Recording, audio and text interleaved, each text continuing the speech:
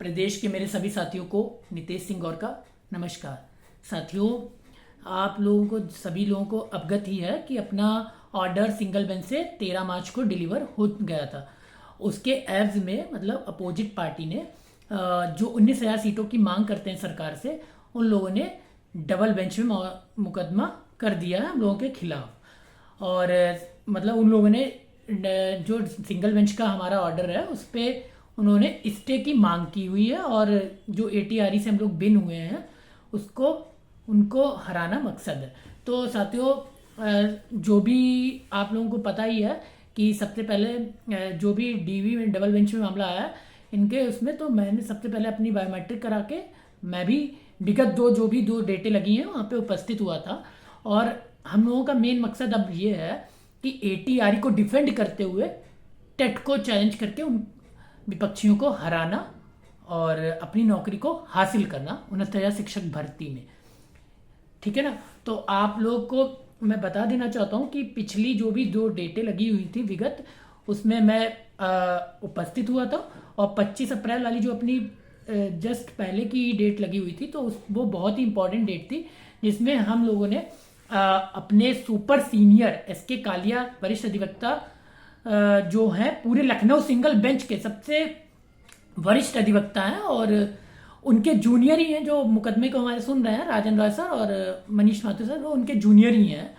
और वो उनको हम लोगों ने अपीयर कराया ससमय। बिल्कुल बहुत ही जरूरी था क्योंकि वहाँ पे अपीयर कराना, क्योंकि एसके कालिया सर की के ही कहने पे ही स्टे नहीं हुआ था उस दिन, क्योंकि विपक्षी की तरफ से सुदीप सेठ जो थे सर, उन्होंने स्टे की मांग की हुई थी। तो हमारी तरफ से एसके कालिया वरिष्ठ अधिवक्ता जो हैं, उन्होंने वहाँ पे आकर अपनी बात रखी और स्टे को नकारा वहाँ पे। और उसके बाद हमारे जो वरिष्ठ अधिवक्ता हैं आशीष चतुर्वेदी सर, वो भी थे वहाँ पे, और डीपी शुक्ला सर, और साथ में हमारे अमरेंद्र त्रिपाठी सर, ये सब लोग वहाँ पे उपस्थित थे। साथियों, मैं आप लोगों को से बता देना चाहता हूँ कि यहाँ पे ये उस दिन जिस दिन 25 अप्रैल वाली जो सुनवाई थी बहुत ही महत्वपूर्ण थी। उससे ये कोर्ट का रुख स्पष्ट है। मुझे लगता है कि वो 3 से 4 डेटों में हमारे मामले का निस्तारित कर देगी डबल बेंच से, और ऑर्डर को रिजर्व कर देगी, मुझे लगता है जहाँ तक, क्योंकि जो भी कोर्ट का रुख था उस दिन बहुत ही स्पष्ट था। उन्होंने ऐसा ही कुछ अपनी अटेंशन दी थी हम लोगों को। और यहाँ पे मैं आप लोगों से बता देना चाहता हूँ, जो भी हमारे अचयनित जनरल के साथी हैं वो अपनी नौकरी रूपी संभावनाओं को बरकरार रखना अगर चाहते हैं तो वो कोर्ट में ससमय जुड़ जाएं जल्द से जल्द टीम से, चाहे वो हमारे पुराने साथी हो और चाहे वो नए साथी हो, और चाहे जो किसी भी बेंच में साथी जुड़े हुए हैं। अगर वो हमारी टीम से जुड़ना चाहते हैं तो वो सब समय मैं उनसे यही रिक्वेस्ट करूंगा कि उस समय लड़ने वाली टीम के साथ कोर्ट में अपीयर हो जाए लखनऊ की सिंगल बेंच में।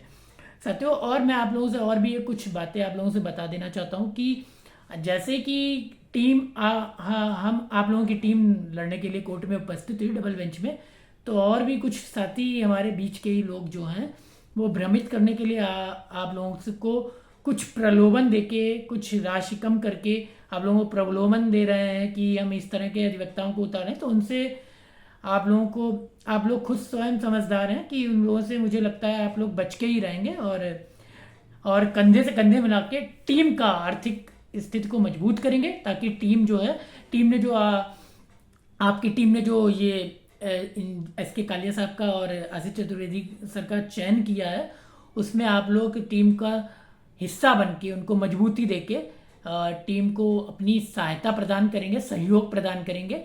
ससमय उपस्थिति अपनी आप लोग दर्ज कराते हुए मुझे पूर्ण विश्वास है आप लोग ऐसे लोगों से भ्रमित नहीं होंगे जो लोग आप लोगों को भ्रमित करना चाहते हैं। तो मैं आप लोगों को और बता देना चाहता हूँ, है ना साथियों।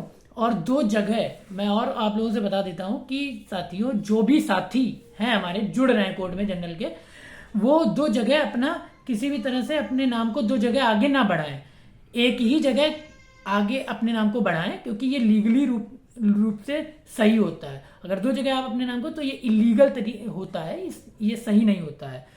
और साथ ही आप जानते ही हैं कि धरने से लेकर सिंगल बेंच में जो भी टीम तन्मयता के साथ लगातार संघर्ष कर रही है और अभी भी डबल बेंच में भी संघर्ष कर रही है। जब तक नौकरी टीम नहीं प्राप्त हो जाएगी टीम को हम सभी लोगों के लिए, तब तक आपकी ये जो टीम है निरंतर आप लोगों के लिए प्रयास करेगी हर तरह से, चाहे कहीं भी प्रयास करना हो टीम को। और प्रयास देखिए, हम जब तक अपना प्रयास नहीं करते हैं, वो भी कर्म बिल्कुल सही तरीके से, तब तक ऊपर वाला भी देखता है ना कि हमें अपने कर्म सही तरीके से करना चाहिए।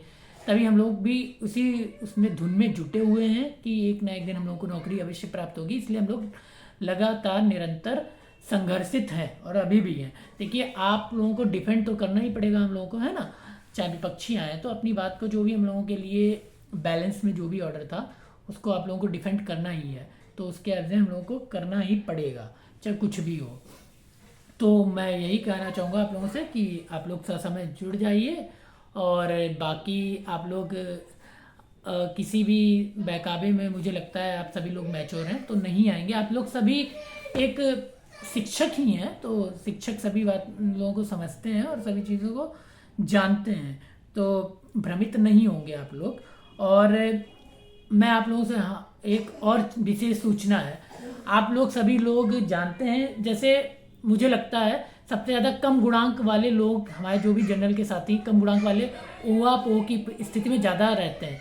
तो मैं उन लोगों के लिए भी एक चीज़ बता देना चाहता हूँ। देखिए साथियों, आप लोग जानते ही हैं कि जैसे अगर सरकार सिंगल बेंच का जो भी ऑर्डर आया है, सरकार को 3 महीने की वहाँ पे बाउंडेशन मिली, मतलब 3 महीने का समय मिला हुआ है कि आपको 3 महीने के अंदर लिस्ट को रिविजिट करना है, और रिविजिट करना है ना, और ओवरलैपिंग को रोकते हुए, है ना।